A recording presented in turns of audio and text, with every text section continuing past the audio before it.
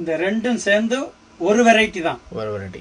இதுல ஒரு 40 குத்து, இதுல ஒரு 40 குத்து. ஓகே. ரெண்டாவது வலது கையை இப்படி மேல வச்சுக்கிட்டு.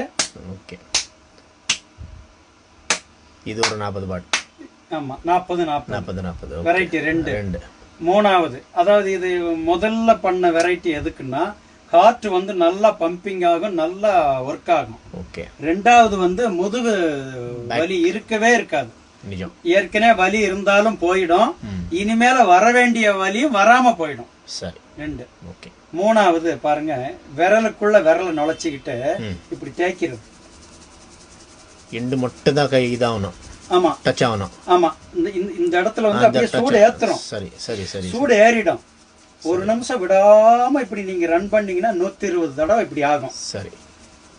120 தடவை பண்ணி இப்பவே கை சூடு ஏறிடுச்சு பாருங்க. Okay okay. இந்த சூடு எதுக்குன்னா இடுப்புல இருந்து கீழே பாதம் வரைக்கும், பாதம் எரிச்சலா இருந்தா கூட சரியா போயிடும். பம்பிங் பிளட் சர்க்குலேஷன் வந்து பிரமாதமா இருக்கும். ஓகே. 3 4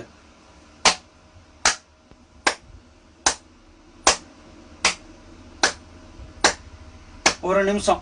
அது 50 தட்டோ 60 தட்டோ இல்ல 100 தட்டா கூட இருக்கலாம். பண்ணீங்கன்னா இது வந்து மொத்த நம்ம பாடியில 7 சக்கராஸ் இருக்கு. சுவாதிஷ்டானம், மூலாதாரம், சுவாதிஷ்டானம், மணிப்பூரகம், அநாகதம், விசுத்தி, ஆக்ஞா சக்கரம், துரிய சக்கரம்னு 7 சக்கராஸ் இருக்கு இல்லையா? இப்படி தட்டும் போது அந்த 7 சக்கராஸுமே ஆக்டிவேட் ஆகும். உங்களுக்கு நல்ல மெமரி பவர், நல்ல பாசிட்டிவ் தாட், அப்படியே எனர்ஜி ஏறும். இது எப்ப உணர்வீங்கன்னா 4 டேஸ்லயே உணர்ந்துருவீங்க. ஆகா, ஏதோ ஒரு வித்தியாசம் இருக்கேன்னு 4 டேஸ்லயே தெரிஞ்சிடும். 4. இப்ப 5வது, இந்த கையில மேட்டு பகுதி இருக்கு இல்லையா?